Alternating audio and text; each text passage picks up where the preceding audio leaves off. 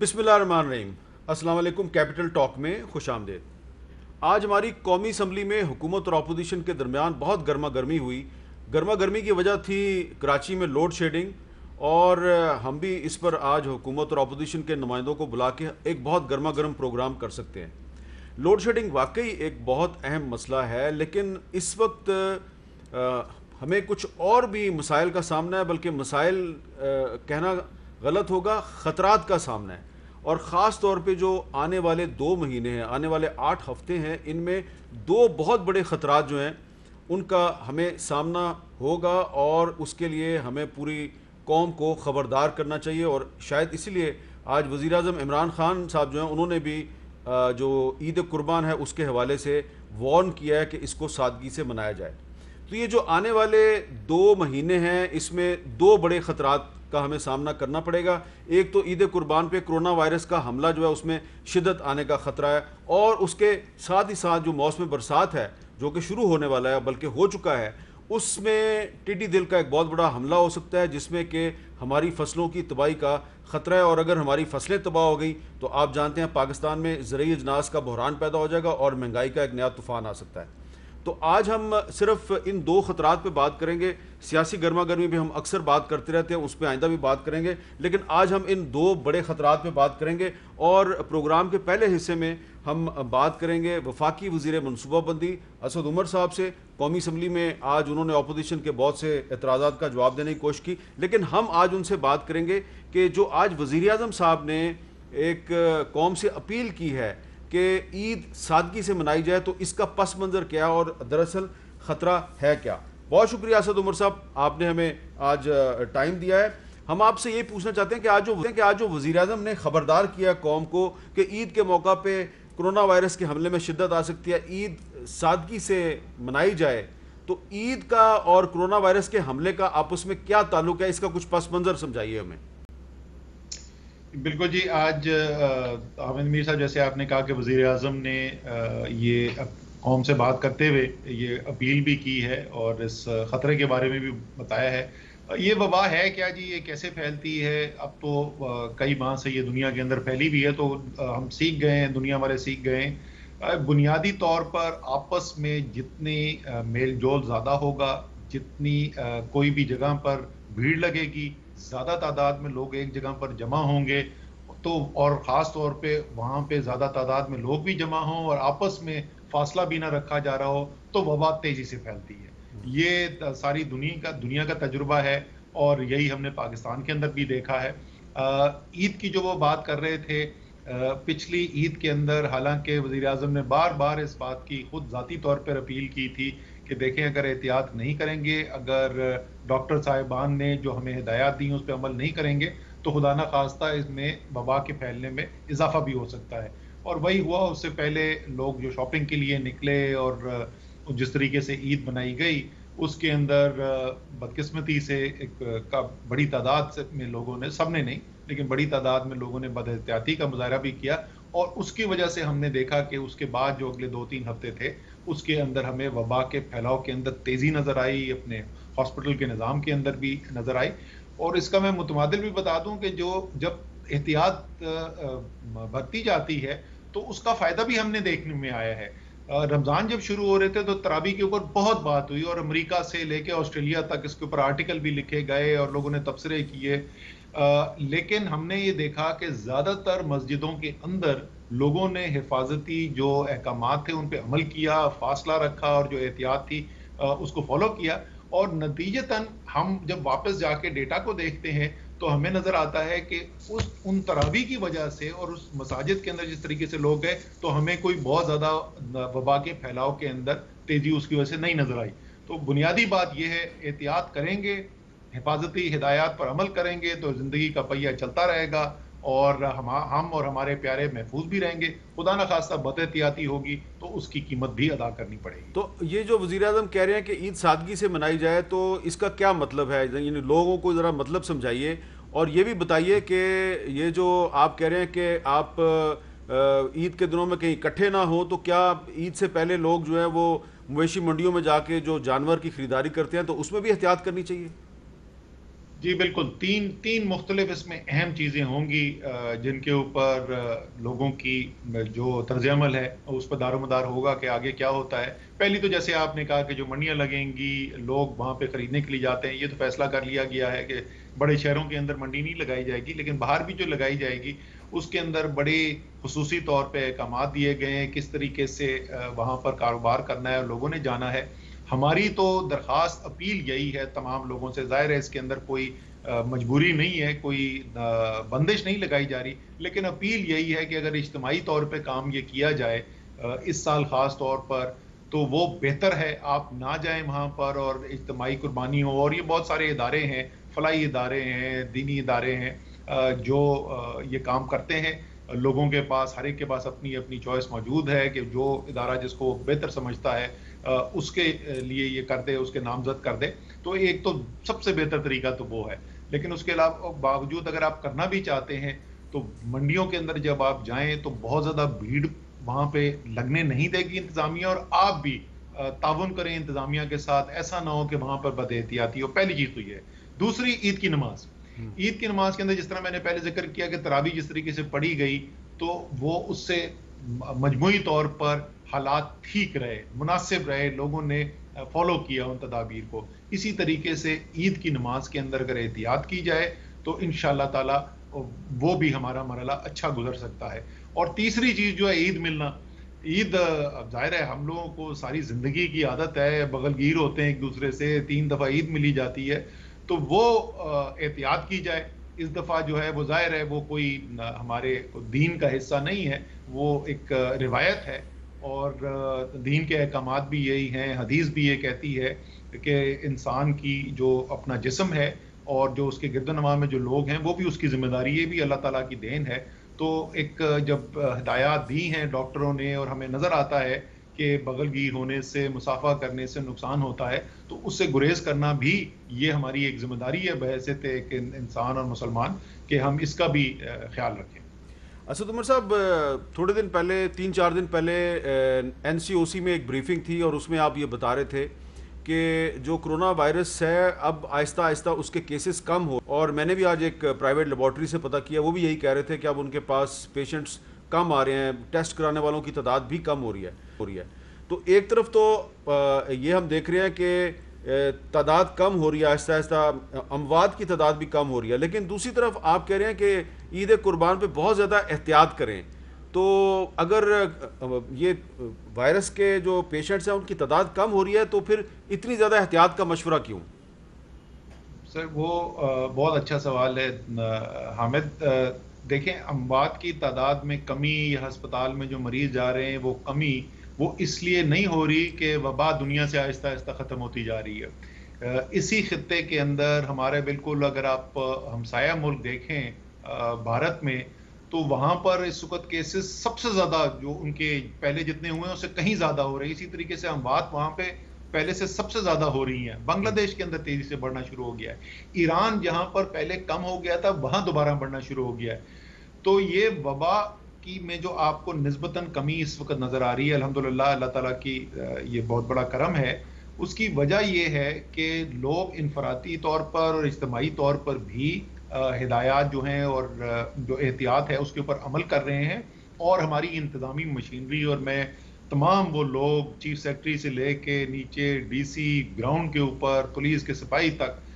میں ان کا شکریہ بھی ادا کرنا چاہتا ہوں۔ میرے خیال میں ساری قوم کو ان کو خراج تحسین پیش کرنا چاہیے۔ اب کئی مہینے ہو گئے وہ بڑی محنت سے کام کر رہے ہیں۔ تو یہ مجموعی طور کے اوپر انتظامی کارروائی، حکومت، عوام کے اشتراک سے 100% درست نہیں ہے، ابھی اس میں اور بہت بہتری کی گنجائش موجود ہے، لیکن یہ جو کام آپ نے کیا ہے، طرز عمل ہم نے کیا ہے، اس کی وجہ سے کم آ رہی ہیں۔ اگر ہم یہ طرز عمل بدل دیں گے، اگر ہم واپس اسی طریقے پہ چلے جائیں گے جس طریقے سے ہم ایک عام اپنی زندگی گزارتے ہیں، تو یہ ہم نے صرف 1-2 ملک نہیں، ہم نے دنیا میں دیکھا ہے جہاں پر بد احتیاطی شروع ہوتی ہے وہاں دوبارہ کیسز بڑھنے شروع ہو جاتے ہیں۔ اس لیے احتیاط کی ضرورت ہے۔ اب ایک این سی او سی کے حوالے سے ایک اور سوال بڑا اہم ہے، اور یہ سوال جو ہے یہ بہت سے لوگ مجھ سے پوچھتے ہیں،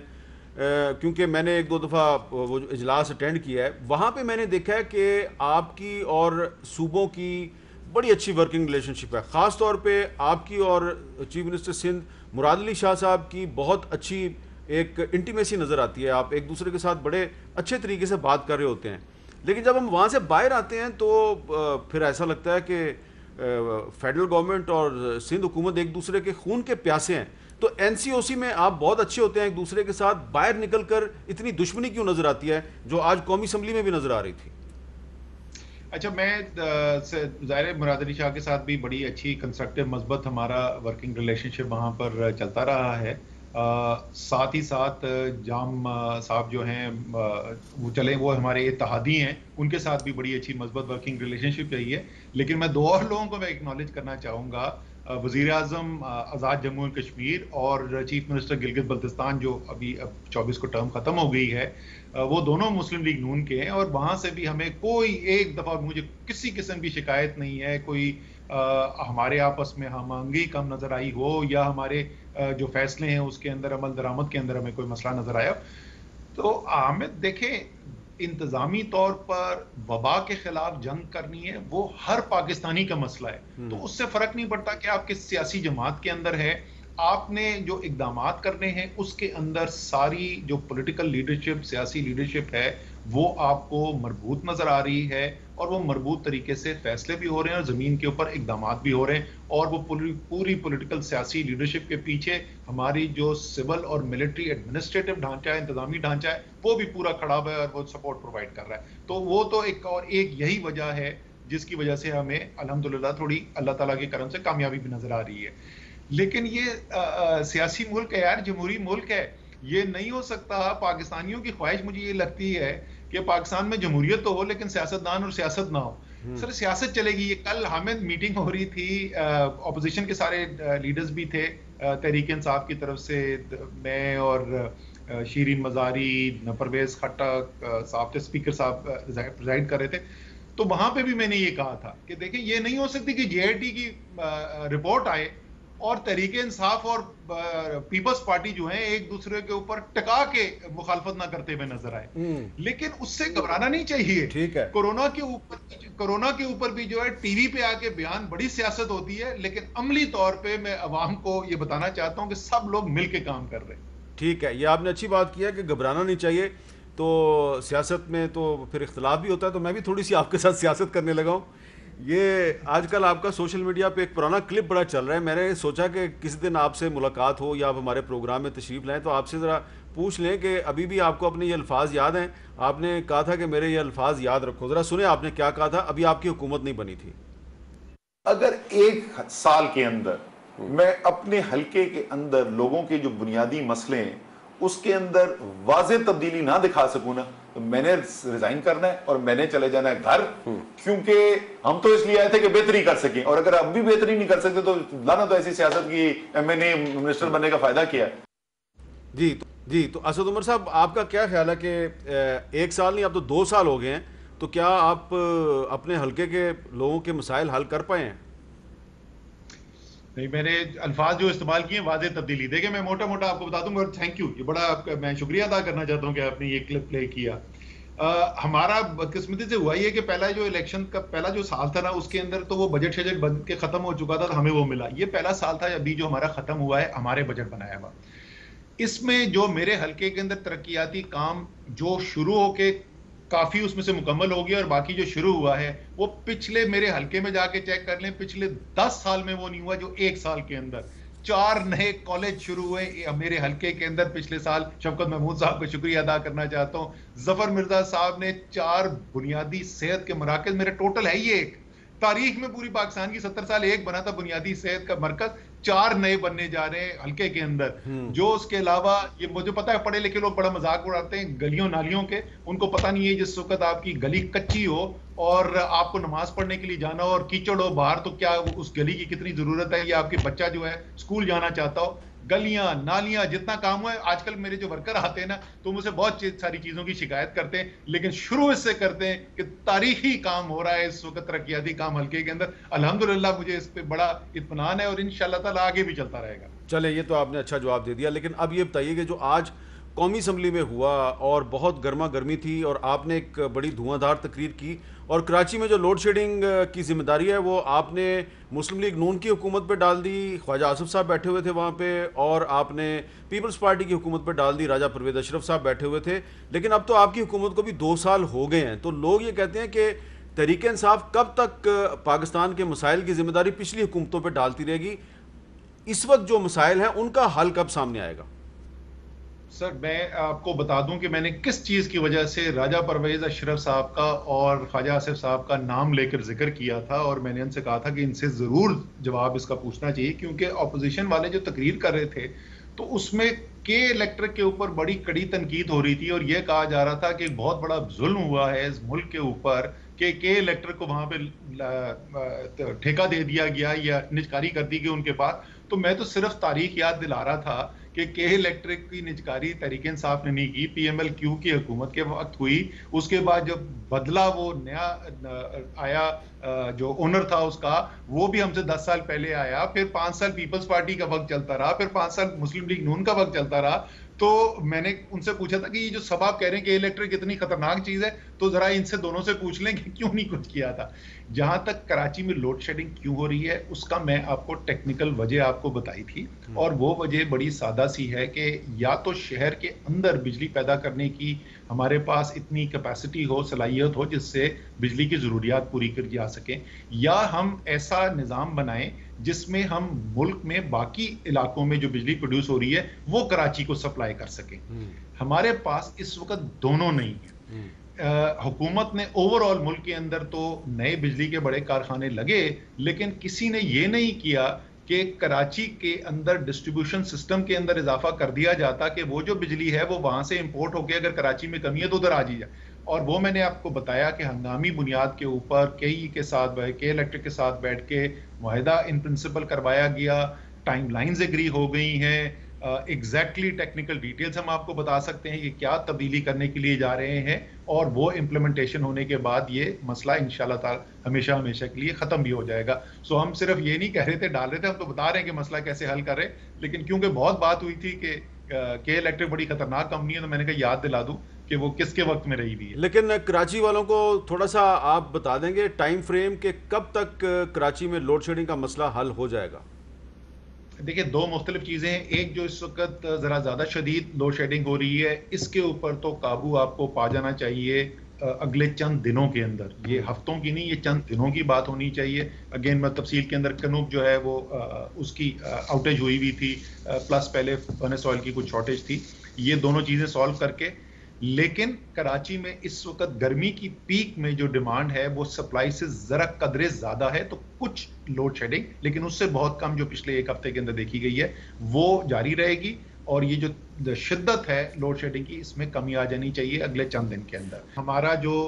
وہ پروجیکٹ ہے جس کے اندر ڈسٹریبیوشن سسٹم کے اندر چینجز کر کے 800 سے 1000 میگا واٹ بجلی جو کراچی میں ضرورت ہے وہ باہر سے ہم لا سکیں گے. اس کے بعد اس کی ڈیڈ لائن جو ہے مکمل ہونے کی اس منصوبے کی وہ مارچ 2022 ہے. مارچ 2022. چلیں یہ آپ نے بتا دیا کہ مارچ 2022 تک مسئلہ مکمل طور پہ حل ہو جائے گا, اللہ کرے ایسا ہی ہوا. آخر میں ایک سوال یہ ہے کہ آج ایک فیصلہ کیا گیا جس میں این سی او سی کی بھی اپروول شامل ہے کہ 15 ستمبر تک تعلیمی ادارے جو ہیں 15 ستمبر سے کھول دیے جائیں گے. تو یہ کیا تمام تعلیمی اداروں کے لیے, اسکولوں, کالجوں اور یونیورسٹیوں کے لیے, اور کھولنے کے ساتھ کچھ آپ نے پریکاشنری میجرز بھی بتائے ہیں, شرائط بھی بتائی ہیں, ذرا میں چاہتا ہوں اسٹوڈنٹس کو ان کا بھی پتہ چل جائے. جی اس کے اندر 2 پہلو ہیں جی. ایک تو 15 ستمبر کا اصولی طور پہ فیصلہ کیا گیا ہے, لیکن ساتھ ساتھ یہ بھی کہا گیا ہے کہ اگست کے آخر میں جو تعلیم کے وزیر ہیں وفاقی اور صوبائی وہ دوبارہ ملیں گے اور دوبارہ ایک دفعہ اس کو دیکھیں گے فیصلے کو کہ 15 ستمبر ہی رکھنا ہے یا تبدیل کرنے کی ضرورت ہے. انشاءاللہ تعالیٰ اگر اللہ تعالیٰ حالات بہتر رکھے تو 15 ستمبر تک کھل جائیں گے, اور یہ تمام ادارے ہیں, یہ اسکول سے لے کے یونیورسٹی تک تمام ہیں. ایک بڑی تفصیلی اس کے لیے جو گائیڈ لائنز ہیں, ایس او پیز ہیں, وہ مرتب کی جا رہی ہیں. یونیورسٹی سے, اسکول سے اس کی انپٹ آ گئی ہے. اب ہم ہیلتھ کے جو ماہرین ہیں ان کو سامنے ان کو رکھ رہے ہیں, اور جو دنیا کے اندر جو بہترین پریکٹسز اڈاپٹ کی گئی ہیں ان کو سامنے رکھ کے پھر ایک حتمی طور کے اوپر اگلے میرے خیال میں ہفتے 2 ہفتے کے اندر یہ گائیڈ لائنز ایشو ہو جائیں گی, اور تمام تعلیمی اداروں کو بھی پھر اس کی پاسداری کرنی ہوگی، اور یہ بھی ساتھ کہا گیا ہے کہ جو نہیں کرے گا تو پھر اس کو بند بھی کر دیا جائے گا۔ تو آپ کو کیا لگ رہا ہے کہ 15 ستمبر تک جو کرونا وائرس ہے اس پر ہم کافی قابو پا لیں گے، اس لیے آپ تعلیمی ادارے کھول رہے ہیں؟ بہت سوچ سمجھ کے فیصلہ کیا گیا اس سلسلے میں، کوئی آپ نے بہت زیادہ سوچ بچار کی ہے؟ جی، یہ 15 ستمبر تاریخ اس لیے رکھی گئی ہے حامد کہ دو جو بڑے ہمارے سامنے ایونٹس آ رہے ہیں، پہلی تو عید ہے، تو اگست کے پہلے ہفتے کے اندر عید آئے گی، وہ دیکھنا ہوگا۔ جیسے پہلے ہم نے تفصیلی بات کی کہ وہ مرحلہ کس طریقے سے گزرتا ہے اور کتنا پاکستانی حفاظتی تدابیر اپناتے ہیں، اور اس کے بعد ہمارا عاشورہ آئے گا، محرم ہے جس کے اندر مجالس ہوتی ہیں اور عزاداری کے جلوس بھی نکلتے ہیں۔ وہ ایک ظاہر ہے ایک بہت بڑا مرحلہ ہوگا کہ اس کو کس طریقے سے کرونا کے حالات کو دیکھتے ہوئے حفاظتی تدابیر کے ساتھ ساتھ لوگ اپنا جو ان کی عقیدہ ہے اس کے مطابق کام بھی کر سکیں، لیکن ساتھ ساتھ بیماری بھی نہ پھیلے، وہ ہے اگست کے آخر کے اندر۔ اس لیے 15 ستمبر کی ڈیٹ رکھی گئی ہے۔ خدا نہ خواستہ اگر حفاظتی تدابیر پر عمل نہیں ہوا تو جیسے ہم نے کہا اور وزیر اعظم نے کہا کہ اس بات کا خطرہ ہے کہ دوبارہ سے وبا تیزی سے پھیلے، اور اسی لیے وہ یہی لکھا گیا ہے کہ دوبارہ اگست کے آخر میں اس کو ایک دفعہ ریویو کیا جائے گا فیصلے کو، اور تاکہ اگر حالات اچھے چل رہے ہوں گے تو 15 ستمبر کو کھول دیا جائے، ورنہ خدا نخواستہ اگر کوئی ضرورت ہے تو مزید اس کے اندر تاخیر کی جائے۔ بہت بہت شکریہ اسد عمر صاحب۔ ایک خطرہ ہم نے ناظرین ڈسکس کیا ہے، اور وائرس کا خطرہ ہے جو عید الاضحیٰ پر دوبارہ جو ہے وہ دوبارہ آپ کے سامنے آ سکتا ہے، اور آپ کی جو عید کی خوشیاں ان پہ حملہ آور ہو سکتا ہے۔ لیکن اس کے ساتھ ہی ساتھ دوسرا خطرہ جو ہے وہ ٹڈی دل ہے، اور اس کا حملہ تو پہلے ہی ہو چکا ہے، لیکن ایک نیا حملہ بھی ہونے والا ہے، اور وہ یہ برسات کا موسم جیسے ہی اس میں شدت آئے گی تو وہ حملہ جو ہے وہ شروع ہو جائے گا۔ اور اس سلسلے میں آج اسلام آباد میں جو نیشنل لوکسٹ کنٹرول سینٹر ہے وہاں پر غیر ملکی سفیروں کو ایک بریفنگ دی گئی، اور اس بریفنگ میں وفاقی وزیر فار فوڈ سیکیورٹی جناب سید فخر امام بھی موجود تھے، اور انہوں نے بھی اس بریفنگ میں حصہ لیا۔ تو یہ خطرہ جو ہے یہ کتنا سنجیدہ ہے، کتنا اہم ہے، اس سے ہم کیسے نپٹیں گے، اس پہ بات کریں گے سید فخر امام صاحب سے وقفے کے بعد۔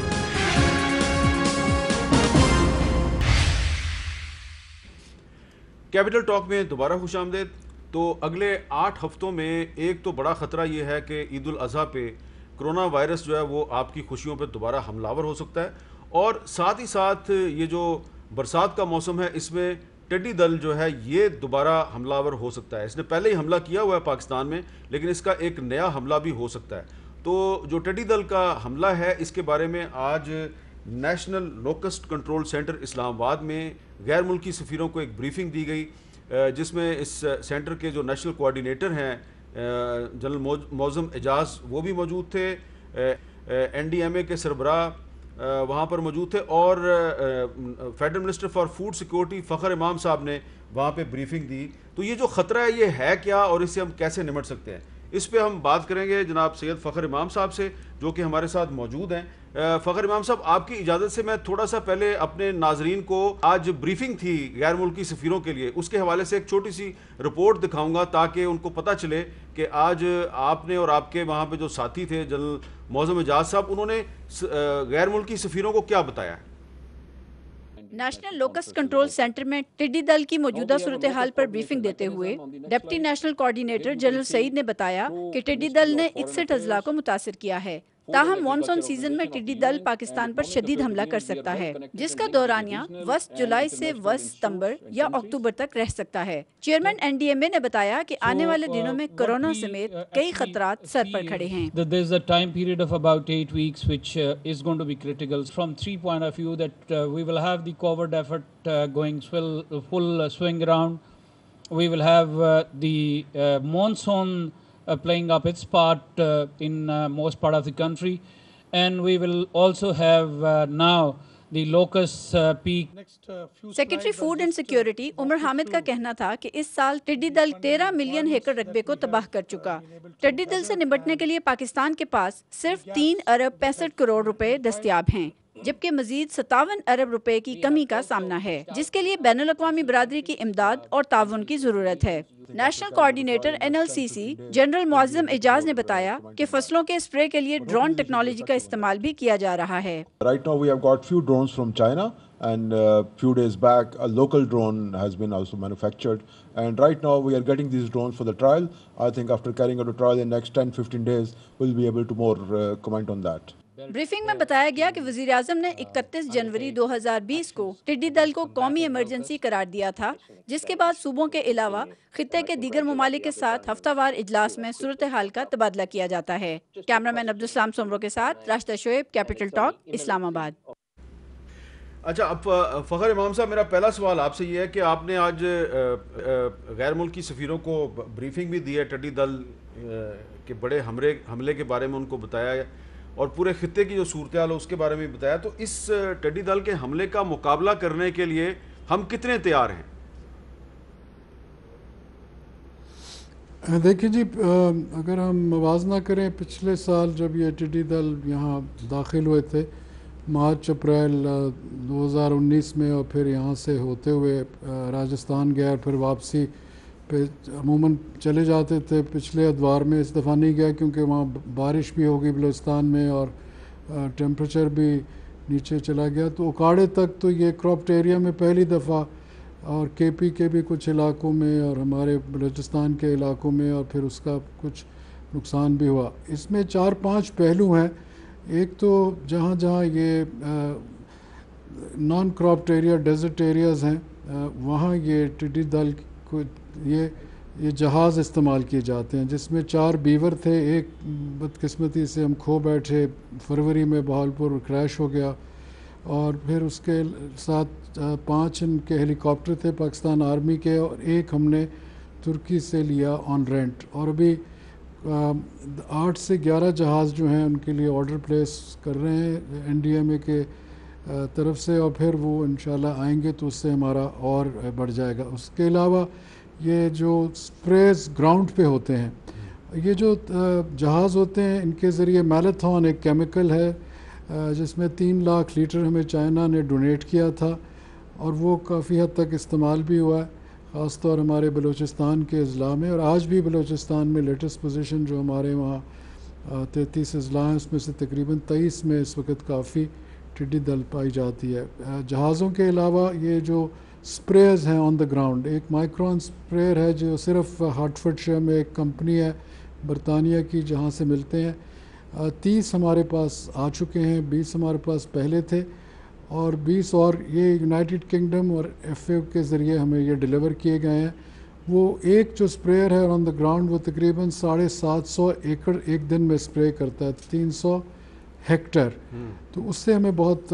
اضافی ایک قسم کا اس کے جو سکوپ آف کوریج ہے وہ بہت زیادہ ہے. یہ جو ہمارے باقی سپریز ہیں ان میں اتنا سکوپ نہیں ہے. اور مائکرون کی کیونکہ ایک منوپلی ہے، ایک ہی کمپنی ہے ساری دنیا میں، اور تمام لوگ ہمارے NDMA نے بھی 87 مائکرون کے لیے فروری میں ڈالا تھا کہ پیسے دیے تھے، اور ابھی تک وہ ڈیلیور نہیں ہوا. وہ کہہ رہے ہیں کہ اگلے ماہ وہ ڈیلیوری شروع ہوگی. یہ 2 تو ہیں. اس کے ساتھ لیمڈا جو ایک دوسرا کیمیکل ہے وہ جہاں کراپٹ ایریا اس پہ استعمال ہوتا ہے، اور وہاں بھی آپ نے دیکھا جب یہ حملہ ہوا تھا چند ہفتے پہلے تو ہمارے 9-10 اضلاع ڈیرہ غازی خان، راجن پور، مظفر گڑھ، خانیوال، وہاڑی اور ساؤتھ پنجاب، بہاولپور ڈویژن، پھر سندھ کے جو ہمارے مختلف اضلاع ہیں، گھوٹکی، سکھر اور نیچے خیرپور اس سائڈ پہ، اور پھر یہ مختلف اضلاع میں ہوا. ایسے KP میں بھی یہ پہلی دفعہ ہوا تھا کہ افغانستان کے ذریعے ٹڈی دل کا حملہ ہوا. نارتھ وزیرستان، ساؤتھ وزیرستان، اس نے پھر کوریڈور بنایا DI خان، اور پھر وہاں سے پنجاب میں بھی انٹر ہوا. تو یہ کوشش یہی کی جا رہی ہے. اور پھر ہمارا جو ڈپارٹمنٹ آف پلانٹ پروٹیکشن ہے ہمارے پاس صرف اس میں 31 لوگ رہ گئے تھے، اور اب یہ جو ہم نے ایک منصوبہ دیا ہے کہ یہ جو آ رہا سال اس میں 26 ارب کا، تو اس میں ریکروٹمنٹ انٹمالوجسٹ 100 ہوں گے، اور ان کے ساتھ 100 اسسٹنٹس بھی ریکروٹ کرنے ہیں، کیونکہ بغیر جو ہیومن ریسورس ٹیکنیکل لوگ ہیں، پھر وہ لوکسٹ ایک کنٹراپشن ہوتی ہے، وہ بھی ہم نے انہوں نے 100 آرڈر کیے ہوئے ہیں. DFID نے جو امید کرتے ہیں بہت جلدی آ جائیں گے, اور پھر اگلے منصوبے میں 400-500 ای لوکسٹ اگلے 12 مہینے میں ہمارے اپنی طرف سے بھی ہم آرڈر کریں گے. تو یہ جس حد تک ہو سکتا ہے. پھر FAO جو ہے وہ ہمیں وارننگ دیتی ہے, کیونکہ یہ ہارن آف افریقہ سے, ایسٹ افریقہ سے چلتے ہیں, وہاں بھی اس نے بڑی اس سال زیادہ بہت زیادہ یہ بڑے ہیں وہاں, اور سوامز اتنے بڑے ہو گئے کہ صومالیہ میں انہوں نے تقریباً 5 لاکھ ایکڑ کا بھی نقصان کیا. اور ایک تو یہ بھی میں نے دیکھی تھی ایک نیوز رپورٹ کوئی 7-8 ہفتے پہلے کہ ایک سوام کہتے تھے کہ ماسکو سٹی جتنا بڑا بھی ہو سکتا ہے, کیونکہ اس کی جو تعداد ہے وہ بہت زیادہ بڑھتی ہے. اچھا یہ فخر امام صاحب یہ بتائیے, اس کی لائف سائیکل اس کی 84 ڈیز کا ہوتا ہے. جی اچھا 84 ڈے. فخر امام صاحب یہ بتائیے کہ پاکستان میں آنے والے 1.5-2 مہینے میں اس کے بعد یہ ٹڈی دل سے ہماری کون کون سی فصلوں کو زیادہ خطرہ ہے؟ خریف کے جتنے بھی ہمارے فصل ہیں اس میں کپاس ہے, دھان جو کاشت ہو رہا ہے, شوگر کین تو پہلے سے ہی لگا ہوا ہے وہ بھی چل رہا ہے ساتھ, اور پھر مکئی, پھر اس کے علاوہ جو ہمارے یہ فوڈر کراپس ہیں وہ, اور پھر یہ جو ہمارے فروٹ کراپس ہیں اور جو ہمارے سبزیات ہیں, یہ سب جہاں بھی وہ گرینری اور فریش گرین کوئی چیز بھی ہوتی ہے اگر اس پہ آ کے, کیونکہ جب یہ چلتے ہیں اگر تو بہت بڑے سوامز ہوں تو پھر کوشش یہ ہم کر رہے ہیں, اور ابھی تک ہم قدرت کی مہربانی سے ہمارے پہ میں سمجھتا ہوں کوئی رحمت ہوئی ہے, کیونکہ پہلے کہا جا رہا تھا کہ بہت بڑے سوامز آئیں گے, ابھی تک اس تعداد میں نہیں آئے ہیں. اور پھر عمان میں انہوں نے کافی حد تک اس کو کنٹرول کیا, ایران میں بھی سستان بلوچستان میں تھے, وہاں سے کچھ یہاں آئے, پھر کچھ یہ مائیگریٹ کر کے یہاں سے راجستھان چلے گئے, راجستھان سے پھر انہوں نے کوئی 10-11 انڈین سٹیٹس اڑیسہ تک گئے, مہاراشٹرا اور گجرات تک گئے. پہلے اتنی دور کبھی نہیں گئے تھے, بلکہ کچھ ایسے تھے جو کہ نیپال تک پہنچ گئے, کہتے 70 سال نیپال یہ کبھی نہیں گئے تھے وہاں تک. تو اب وہ مائیگریٹ کر کے پھر واپس آ رہے ہیں اپنے سائیکل, اور اس وقت تھرپارکر اور چولستان اصل میں یہ ڈیزرٹ میں آ کے بیٹھ جاتے ہیں, وہاں سے یہ بریڈ کرتے ہیں. کوشش ہماری اب یہ ہے کہ یہ تھرپارکر میں آ گئے ہیں کہ جہاں جہاں اگر ان کے سوامز نیچے نظر آئیں گے تو وہاں ہمارے ایئر کرافٹ یا ہیلی کاپٹر جا کے ان پہ اسپرے کریں گے. کچھ تو انہوں نے کیا ہے, پر ابھی اس تعداد میں کہیں اکٹھے نہیں ہوئے, کیونکہ کافی دیکھا یہ اسکیٹر ہو جاتے ہیں, علیحدہ ہو جاتے ہیں, تو اس میں پھر آپ خود سمجھتے ہیں کہ وہاں پھر اتنا آسان نہیں ہوتا کہ وہاں جا کے اسپرے کیا جائے. پر کوشش یہ کی جا رہی ہے, کیونکہ یہ جو نیشنل لوکس کنٹرول سینٹر بنا ہے جو کہ پاکستان آرمڈ فورسز کا ایک مین ادارہ ہے, جو تمام تر وفاق اور صوبوں اور ضلع اور موازیات کو چاروں سطح پر اس کو کوآرڈینیٹ کر رہا ہے. اور ہماری وفاقی حکومت, ہماری منسٹری, ان کے ساتھ یہ انجینئرنگ ان چیف معظم صاحب, اور اس کے ساتھ جنرل افضل صاحب NDMA کے, اور پھر صوبائی حکومتیں جو ہیں ان کے ایگریکلچر ڈپارٹمنٹس وہ وہاں بھی PDMAs ہیں, اور جو ضلع کی سطح پر ہے وہ ڈپٹی کمشنر کوآرڈینیٹ کرتا ہے, اس کے ساتھ آرمی آفیسرز بھی ہوتے ہیں اور تمام تر زراعت کی پوری ٹیمز ہوتی ہیں. اور یہ جا کے جہاں بھی پچھلے دنوں میں جب وہ رات کو یہ سیٹل کرتا تھا گاؤں میں, تو یہ سپریز لے جا کے آن دا گراؤنڈ اس کو ختم کرنے کی کافی حد تک انہوں نے کامیابی سے کیا. کچھ ڈیمیج ضرور ہوا پر منیمل ڈیمیج تھا, اور وہ میں نے کچھ تو کاغذ دیکھے جہاں ہوا, اور اس حد تک نہیں گیا جہاں کہ خطرہ تھا. اب آپ نے دیکھا کہ ہمارا گندم کا جو کراپ ہے اس کی جو ہارویسٹ ہوئی ہے اس پاکستان میں 25.5 ملین ٹن تو کیا ہم نے, اور فوڈ سیکیورٹی ہی تھریٹ ہوتا ہے ہمیشہ. اب یہ جو آ رہے ہیں نئے سوامز, ابھی اگر افریقہ سے آئے گا, اس کا پریڈکشن کوئی نہیں کر سکتا کہ کتنے بڑے پیمانے پر یہ آتا ہے اور کہاں جاتا ہے, کیونکہ جو ونڈ ڈائریکشن ہوتی ہے وہ ہر وقت چینج کی جاتی ہے. تو یہ ایک ایسی ڈائنامک چیز ہے کہ اس کی کوئی 100% پریڈکشن بھی نہیں کی جا سکتی, تعداد کی بھی نہیں. ہمیں پوری طرح اپنی طرف سے سیف گارڈ کرنے کے لیے تیاری کرنی چاہیے, جو ہم اس طرف چلے ہوئے ہیں. جی اچھا, آپ کی جو بریفنگ تھی اس میں جنرل معظم اعجاز صاحب یہ بتا رہے تھے کہ صوبوں کے ساتھ بڑا اچھا کوآرڈینیشن چل رہا ہے, اور یہ بڑی خوشی کی انہوں نے بات بتائی. لیکن وہاں پہ جو ایسٹیمیٹس بتائے گئے تھے کہ پاکستان کو ٹڈی دل کو قابو میں لانے کے لیے بہت فنڈز کی ضرورت ہے, کافی رقم کی ضرورت ہے, اس پہ بات کرتے ہیں ایک وقفے کے بعد.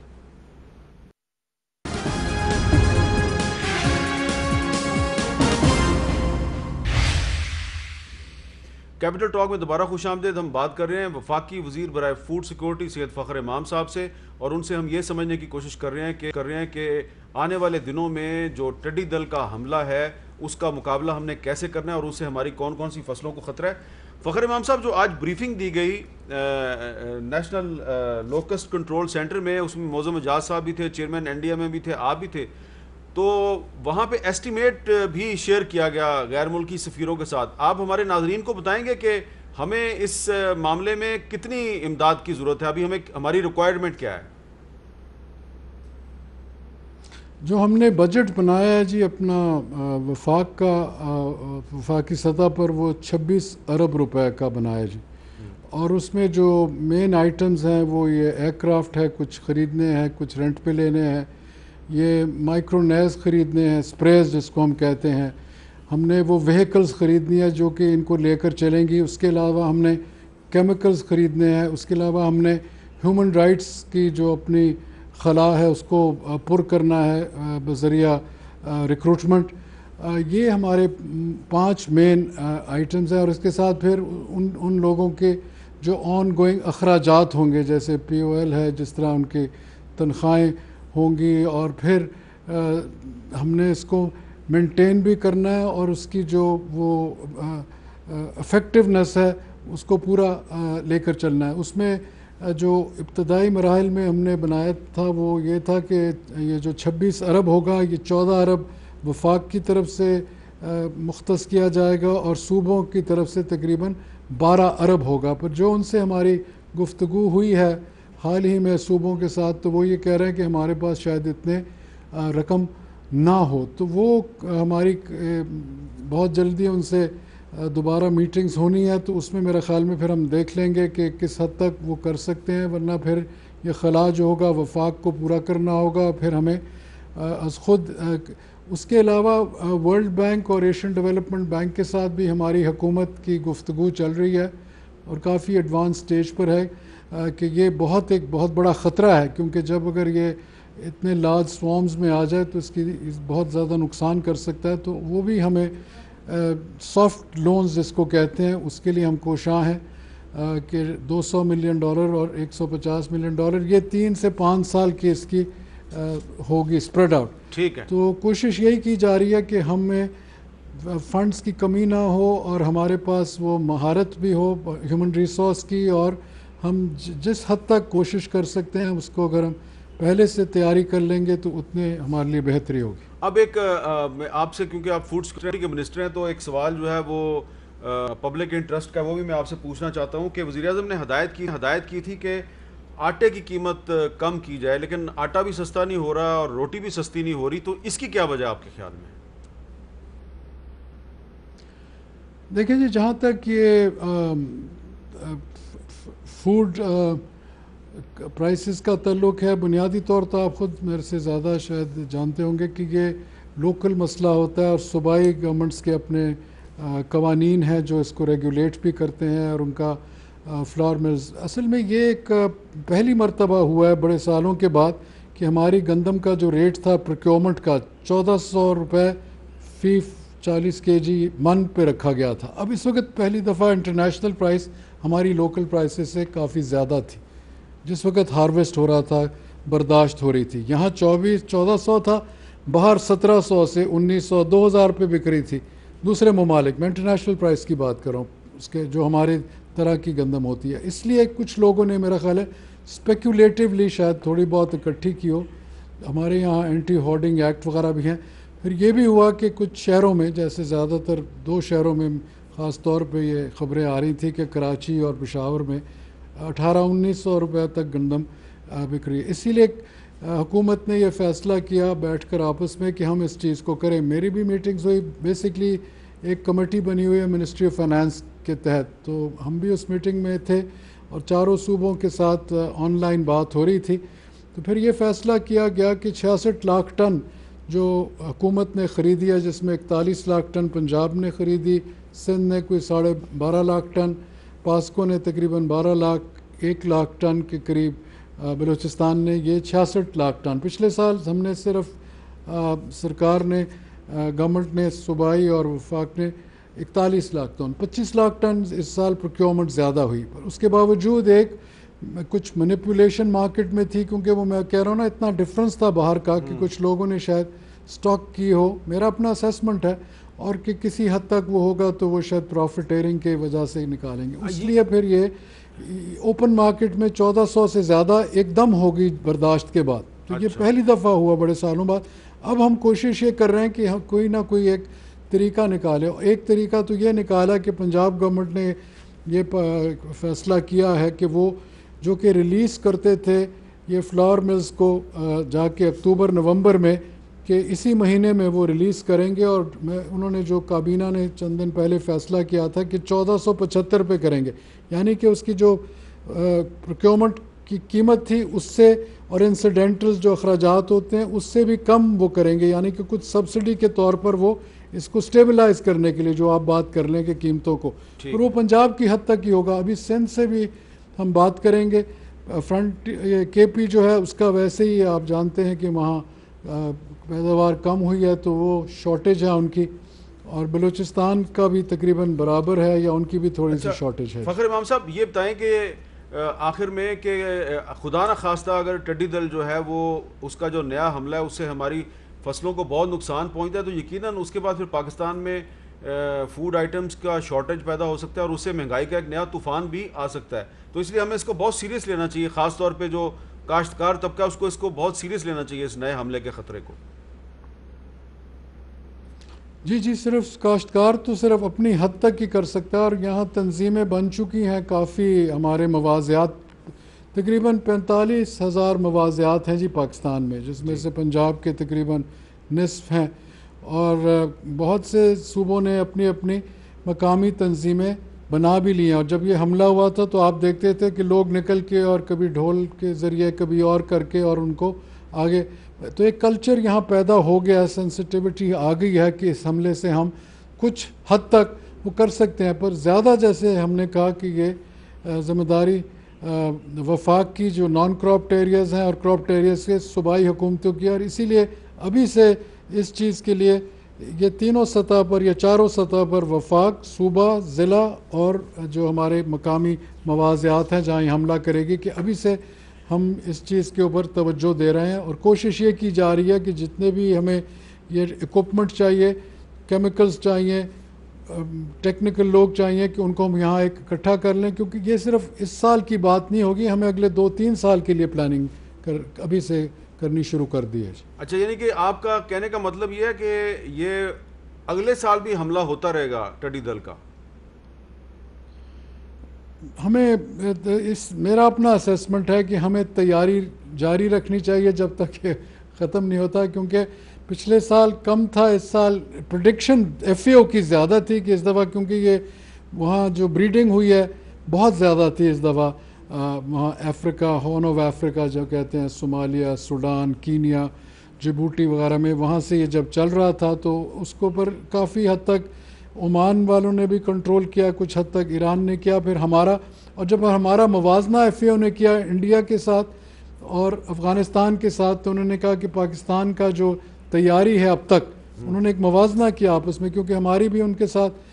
हर मंडे को मीटिंग होती है, चारों ममालिक की, ईरान, अफ़गानिस्तान, पाकिस्तान और इंडिया, गुफ्तगू होती है इसी के बारे में। तो उन्होंने जब अपना मुवाजना किया, जो ग्राफ शायद आपने भी देखा होगा, आज वो दिखा रहे थे कि पाकिस्तान की तैयारी उन दो ममालिक से